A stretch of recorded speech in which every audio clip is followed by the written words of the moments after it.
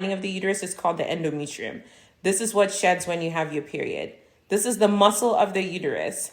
This is also where the baby implants, the endometrium. This is where the placenta attaches as well. This is the muscle of the uterus, and then this is the outside lining, which is called the serosa, okay? And so fibroids can be here, submucosal, in the endometrial lining or the mucosal layer. They can be intramural in the muscle layer up here too, right here. And then they can be subserosal underneath the serosal layer, or they can be pedunculated, hanging on the outside like that, okay? So symptoms kind of like depend on what the fibroid is. I hope that you guys can see a little bit clearer.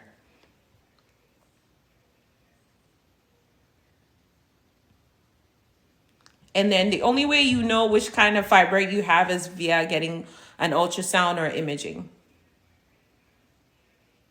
And then I had submucosal fibroid surgically removed. Do you think a copper IUD would be bad? It really depends on your symptoms. So I would talk to your doctor about like what the symptoms are. Understanding that if you were having heavy bleeding symptoms, maybe a copper IUD may not be the best option for you, because when you have a copper IUD, you will have periods every month.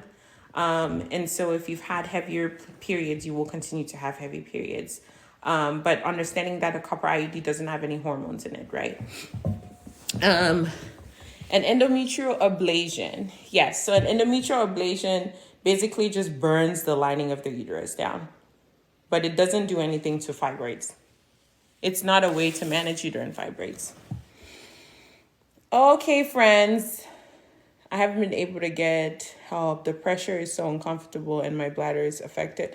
Jazzy, I hope that you're seeing someone. I hope that you're seeing someone to, follow your symptoms. I'm so sorry. Can I talk